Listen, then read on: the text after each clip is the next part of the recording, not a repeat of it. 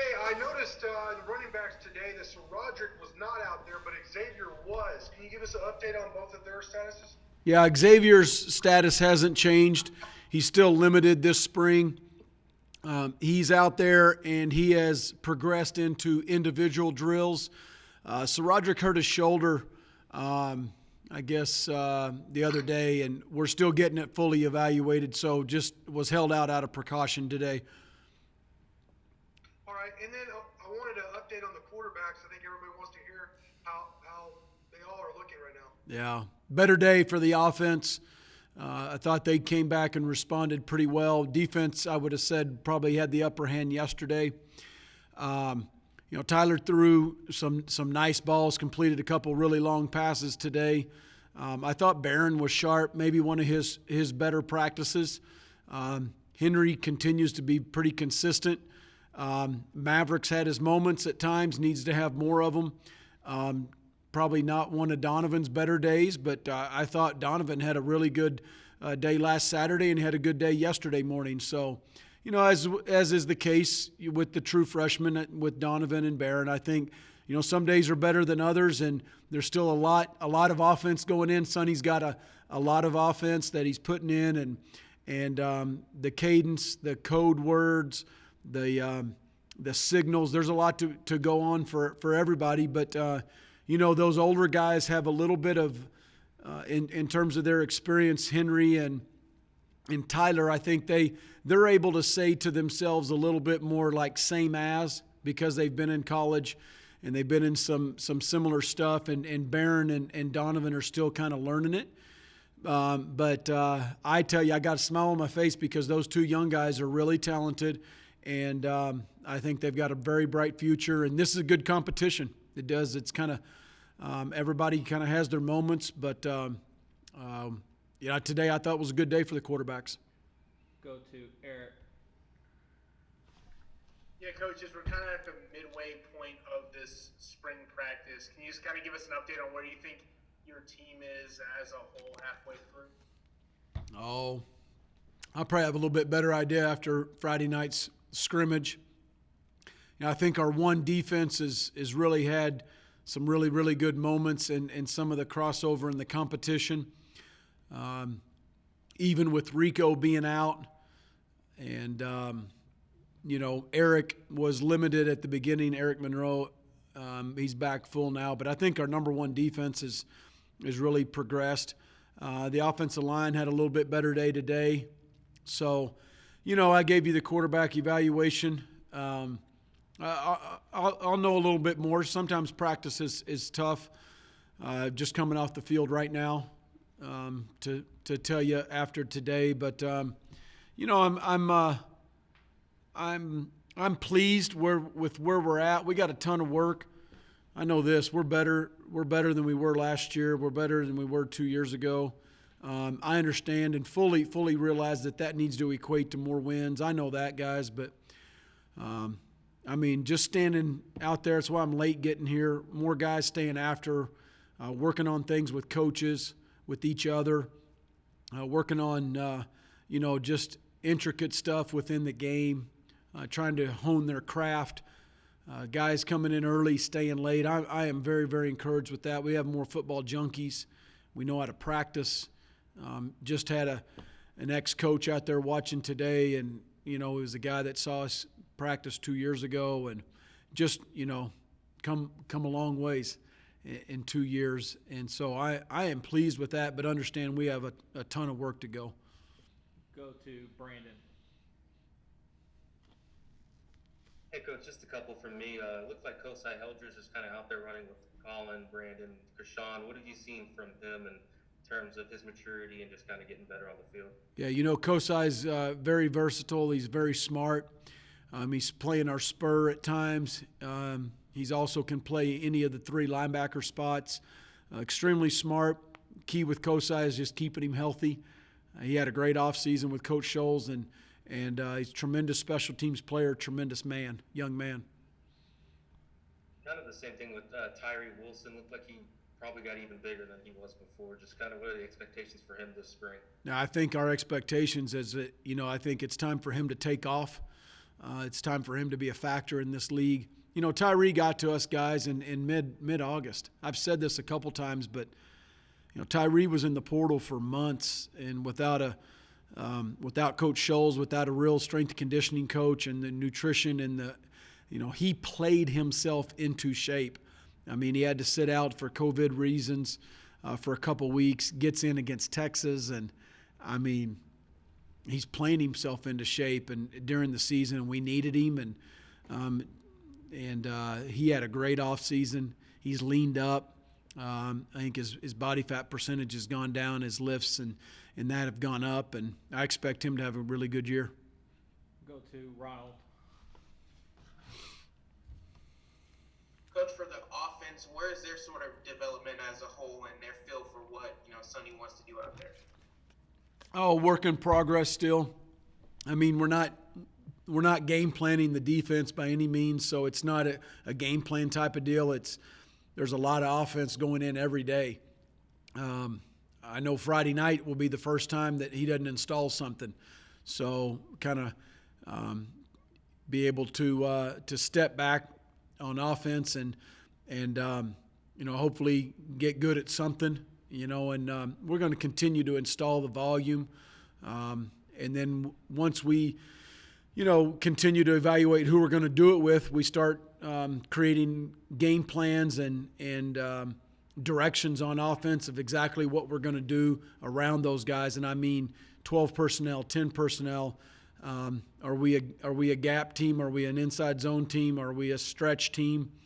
Are we an RPO team? Are we more of a play out? All that stuff. We've got a lot of offense in right now, and I think our guys have handled it well, especially our receivers and running backs. I think they've done a really nice job of handling this transition. Go to Sam and then Don to close.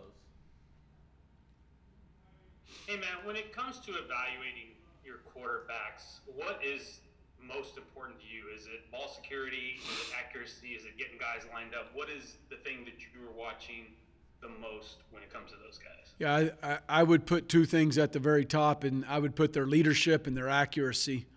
Accuracy over arm strength.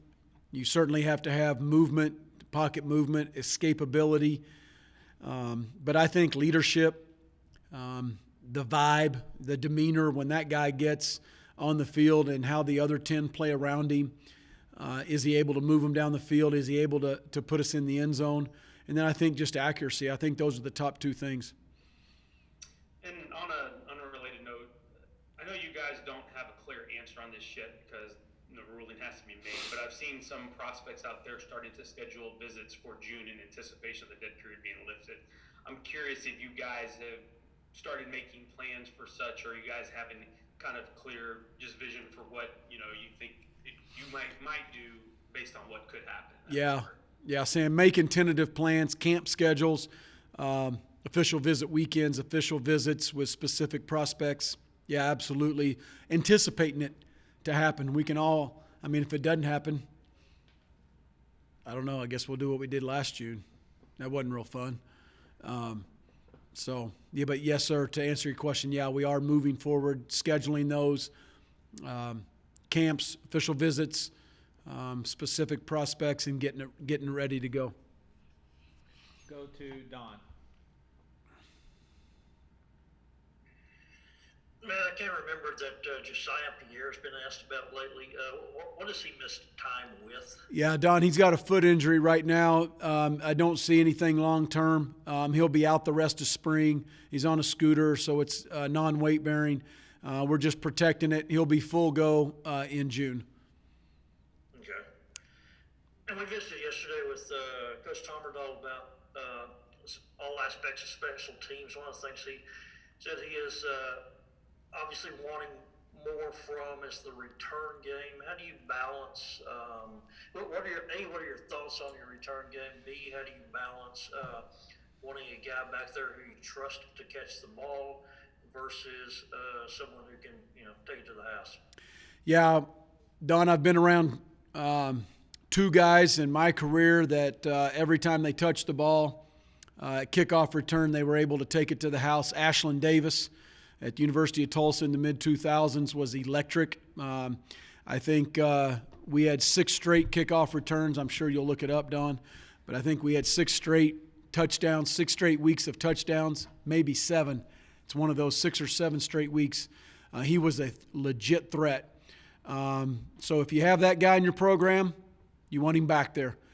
The other one was Savon Scarver. We had at Utah State, All-American kickoff returner, elite. He's electric.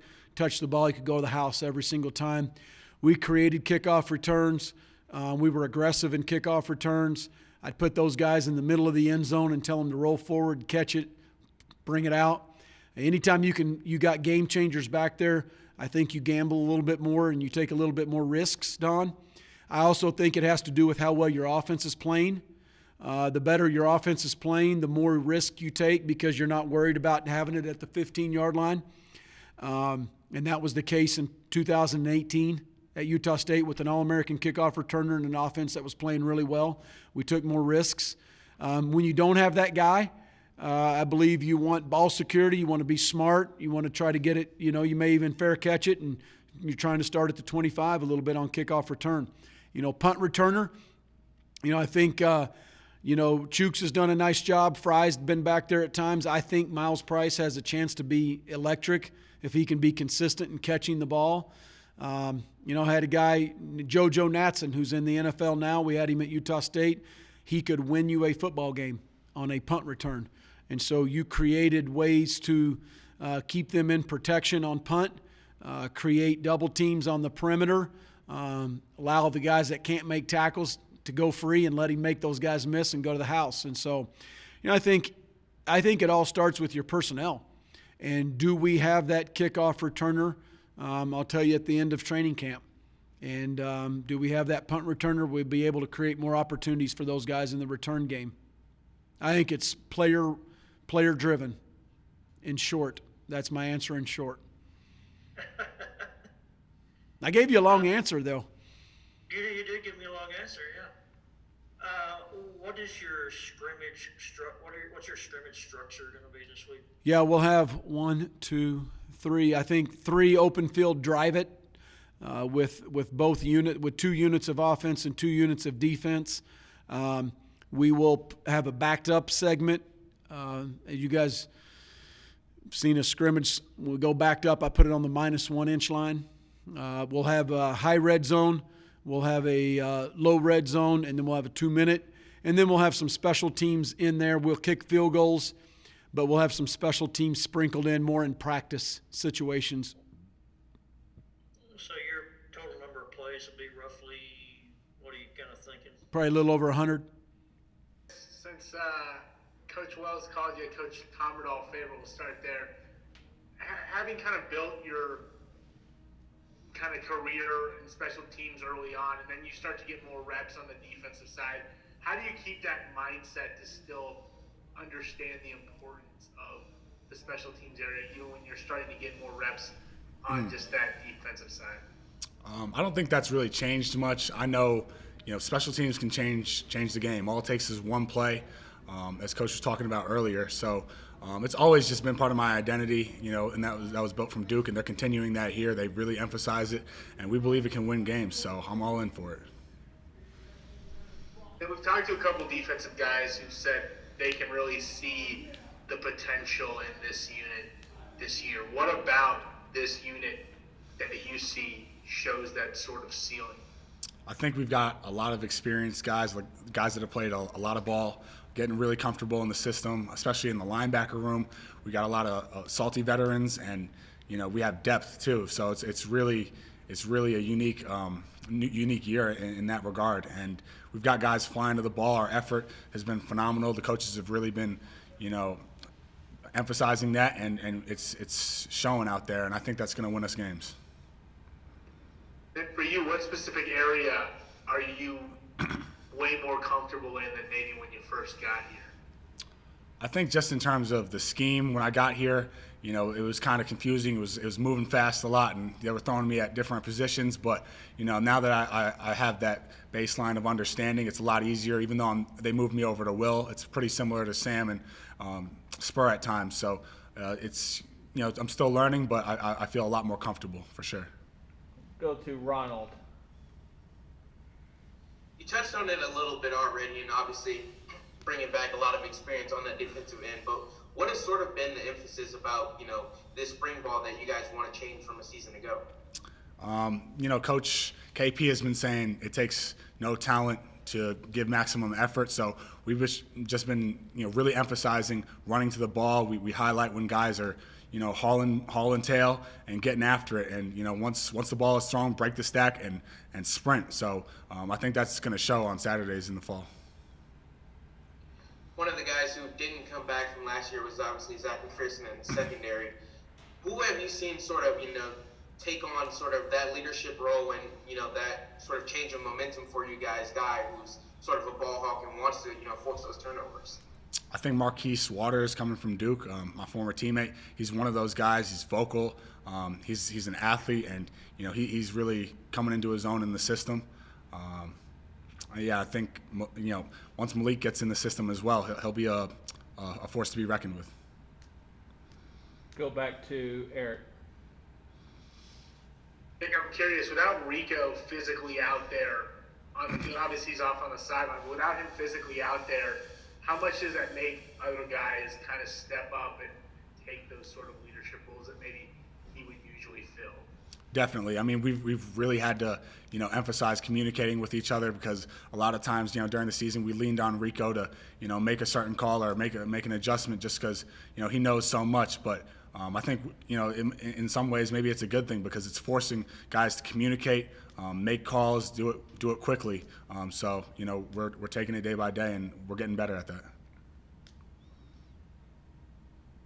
Has there been one guy who's kind of had to step into that role of making those sort of calls, being the captain of the defense, or has it been a group effort?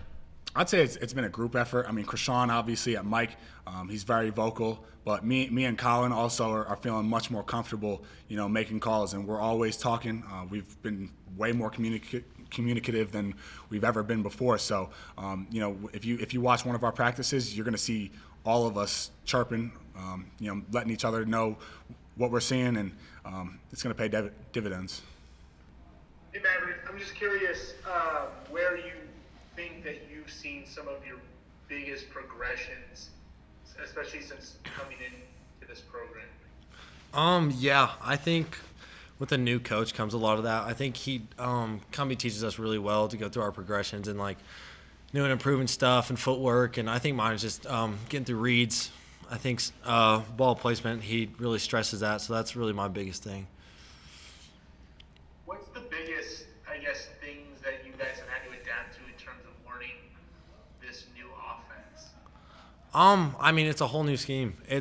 We played really fast last year, and this year we have a bunch of tempo stuff, but we have a bunch of slow down stuff. And I mean, new coaching, new everything. It's just all new. I mean, I guess you're adapting to a whole new just scene. So but it's really good, and we're really excited. Go to Sam. Maverick, with so many guys in the QB room competing for this, how have you approached this spring competition? I mean, you said it best. It's competition, and it just hires everybody's play. Everybody has a spot to fill, and everybody's competing for the same spot. And the quarterback's only one's on the field at once, and so, it's good. We've competed hard, and we'll see how the rest of the spring goes. And so far, in your experience, what's Coach Cumbie like, on a daily basis in the meeting room? What's he like just to be around every day? High energy, really. Everybody loves him, it feels like. And I really like him. Really down-to-earth guy, and I don't have anything bad to say about him at all. Go to Ronald. For you, sort of being the person who's been here the longest, what has this competition been like for you? Obviously having a lot of newcomers coming in, Tyler a little late, and then sort of still being in this competition. It's definitely different. Last year we had, basically 3 quarterbacks going out throughout the season, and this year we're sitting at 7 or now at 6. So, it's just a lot more competition. It's awesome. You have you have more stuff to learn from. You have more stuff to choose from. So, just feeding off each other's energy and being the best you can be. Go to Don.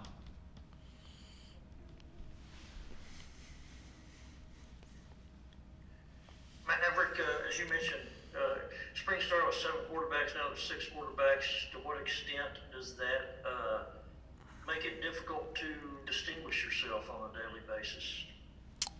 Making plays when the snaps come your way. I mean, when you're on the field, you have to utilize it and be the best you can be, obviously, and just, I mean, trust your teammates and just being the best person on the field when it's your time. Just trying to think. I guess 2 years ago, back in August, when you first, when you first got started here, Coach Wells had some really good things to say about you. Just a week or 10 days into practice, and made it sound like you were, really contending for some sort of role. And then you had the injury, and it seems like since then, he's not mentioned you as prominently. How do you feel about just kind of the way the last couple of years have gone for you, and are you kind of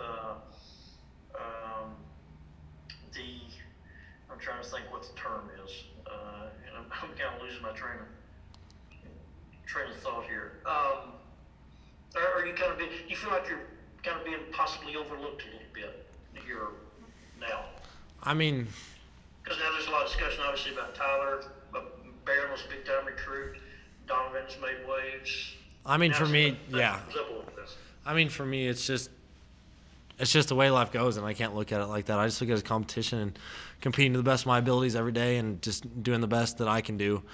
And it's just, I don't really think that. I just think it's the way the ball goes right now, and you just got to adapt and overcome. Have any other questions for Maverick? All right, we'll go back to Sam. Maverick, what do you feel like is your biggest asset to this team and this offense?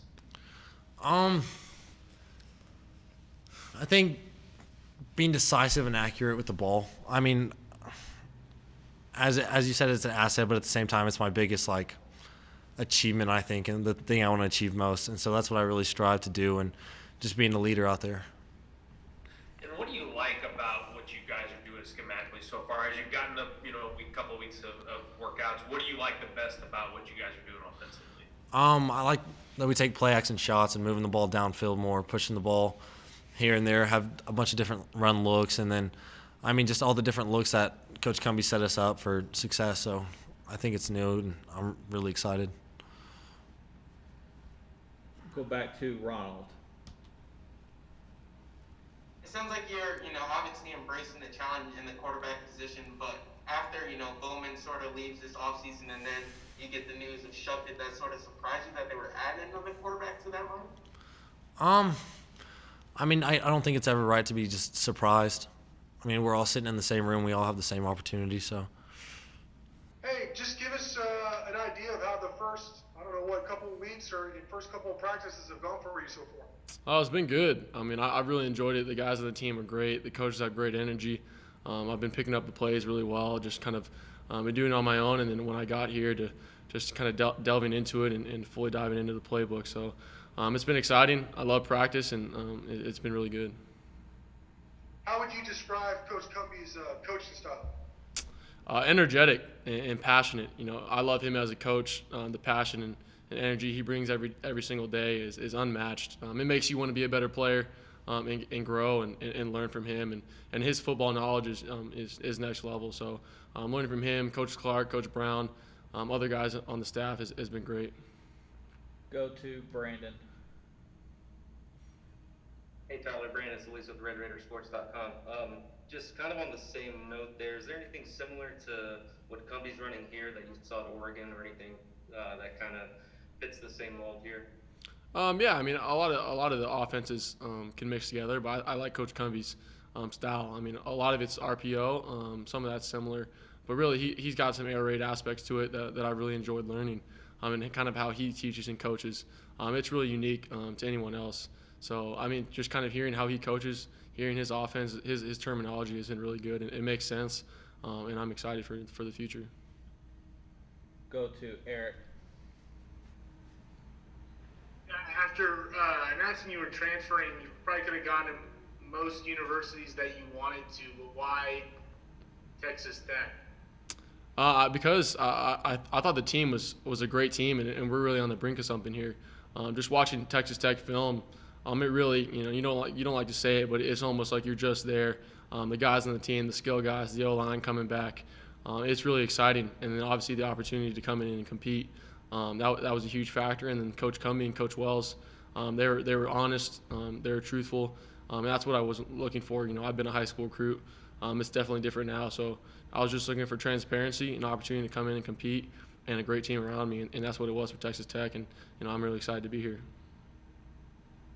Go to Sam.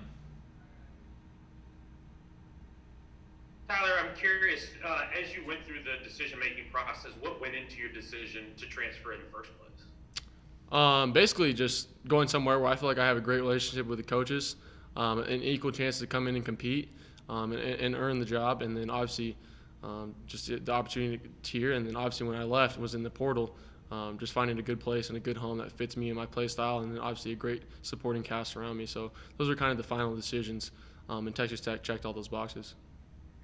And since you've been in Texas, what's been your impression of the campus and the place just in general? It's been overwhelming. I mean, overwhelmingly good, actually. At first, I kind of got here and I was like, wow, this is really the opposite of Oregon. Definitely flat, dry, but it kind of reminds me of Arizona, kind of my home place. So I'm definitely loving it. The food here is great. The people are super nice. Definitely a lot different Southern hospitality than some of the people on the West Coast. So it's been great. I mean, the guys on the team, everyone has their own great personality. The team culture's outstanding. Everybody wants to work. Everyone wants to get better. And I think we're really on the brink of something to be really successful. Go to Ronald. Coming out of the portal, what were some of those conversations like? Obviously, knowing that they had a lot of QBs here. Obviously, the main starter from a season ago left also in the transfer portal, but they had a couple guys who had some experience and already played here. What was sort of those conversations about the QB position coming here? Yeah, I mean, they were truthful from the jump that there would be a chance to compete. That's all I was asking for. I want to be surrounded by guys who are going to make me better, and that was just what it came down to. And they were truthful about it, and you're going to have it come in equal shots to compete. And me as a competitor, that's all you can ask for. Go to Don. Tyler, a lot has been made of the fact that in the last couple of games last year for Oregon, Anthony Brown came in for you in each of those games. Did you feel like you had fallen out of favor at Oregon with their staff or anything, or why did you decide ultimately to leave? What do you mean by falling out of favor? Did you feel like you were no longer viewed in that staff's eyes possibly as the number one guy? I think there were some aspects to that. Obviously, I think they were trying to do whatever was best for the team. Obviously, moving forward, going into this next season, I think there was that played into it a little bit as well. So I wanted to make the best decision for me, and obviously, granted, so I could go somewhere and get in for spring ball. So there were some aspects of that, but ultimately, I made the best decision for myself going forward, and obviously this team for Texas Tech. Did you have any connection at all with anyone at Texas Tech before this last couple of months? No, not really. I mean, I met Coach Wells probably at a high school recruiting camp 2017 when I was coming out of high school, really under-recruited. And I know some coaches who've coached here in the past and have some connections. So I did my own research about the coaching staff here and the guys. So, but I didn't really have any connection other than just knowing about them from a while ago, I guess.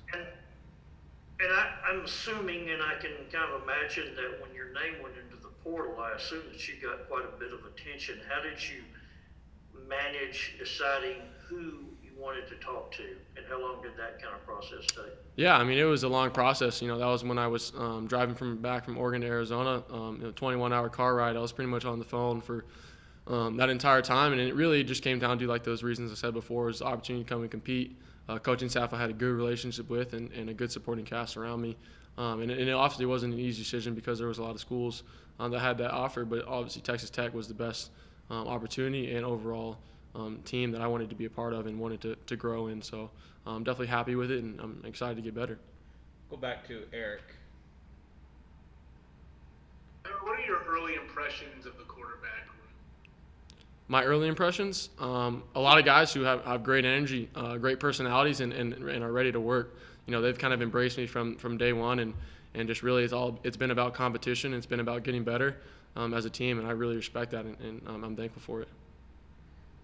And then what kind of quarterback are you for someone who hasn't watched? What are your attributes that you think stand out? I think my arm strength and playmaking ability, and accuracy. You know, I really this past year, I felt a lot more confident in throwing the ball all across the field, and then I think I made strides in running the ball as well. You know, I was asked to run the ball in certain situations, third and short, get a first down, in other situations where you kind of have to make a play. So I think my running ability, and then obviously throwing the ball down the field is what I'm really excited to do here going forward.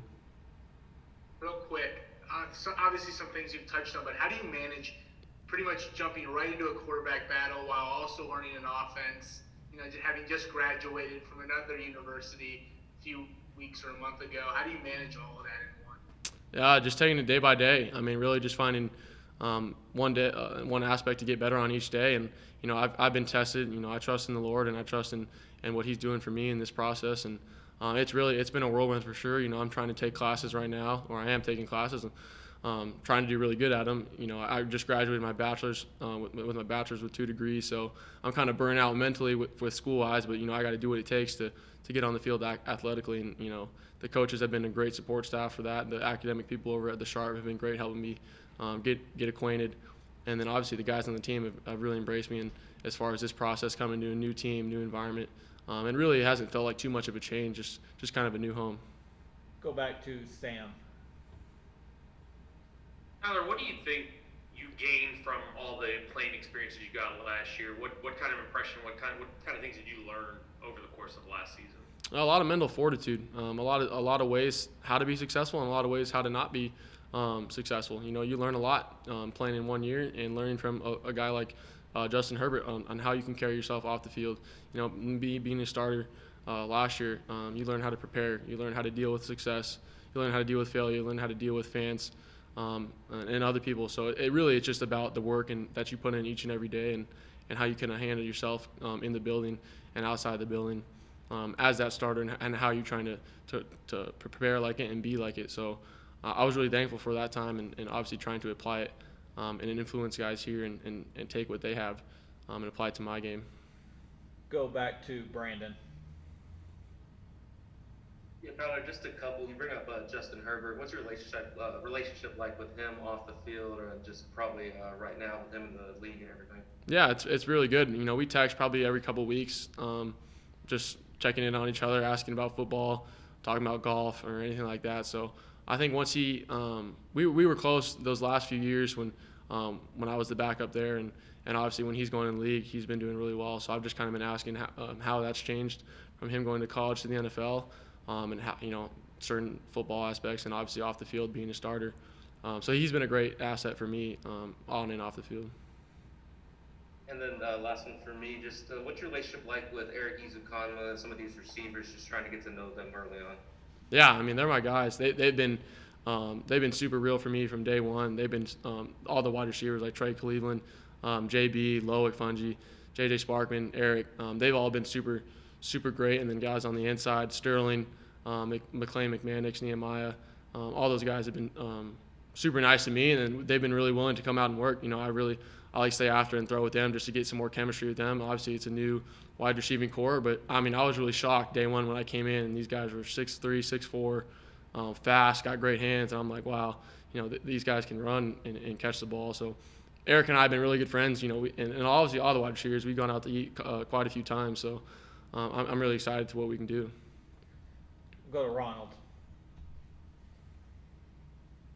Obviously, it's been, you know, a quick turnaround for you and coming up on, you know, the first scrimmage and everything for you guys. But how has it feel, you know, sort of been, obviously you sort of, you know, backpack into some of the other guys as well. How has the feel of the offense been for all of you guys? Like, is that, you know, connection there? Yeah, I mean, I think so. I mean, the offense and tight ends, running backs, O-line, wide receivers, we're all pretty much clicking. You know, we're understanding what we're trying to get done. We're understanding that it's a new offense, and there's going to be some little bumps in the road, some little some little trials that we're going to have to get past, and the defense are going to win some days, which is good because our defense is extremely good. They're coming back with a lot of guys, and they've been challenging us. They're not taking it easy on us just because we have a new offense or new guys coming in. So I think our offense has stepped up to the task and really came out every day and competed and performed. All right, we'll finish with Don. Tyler, how many hours do you have to be enrolled in now to be able to practice as a grad student? I'm not sure. I just know you have to be in school. Well, and I was going to say, since you got here, I guess y'all's system at Oregon is different from Texas Tech, and since you got here several weeks after the semester started, how did y'all go about getting you into some? Yeah, I had to graduate from Oregon first, so I finished my finals and got my transcript, and then emails from my teachers saying that I completed this class with this amount of grade, and I got straight A's in all those classes. And then once they sent those over to Texas Tech, and then there's these end of the semester, like 8-week classes that they have that I've been enrolled in, and I'm taking 3 of them right now, so whatever it is. But yeah, so you have to be in school to be able to practice, and that's what I've been doing this past 2 weeks is been in school. But yes, I've completed my bachelor's at Oregon already. Which and a lot of people have kind of complimented you and praised you on that to do it as quickly as you did. How did you pull that off? A lot of online school, a lot of summer hours, and I graduated high school early, so I kind of knew that I wanted to come into college early and get a head start. And then so I graduated college or high school early, got started on classes, and then was able to finish in a good amount of time.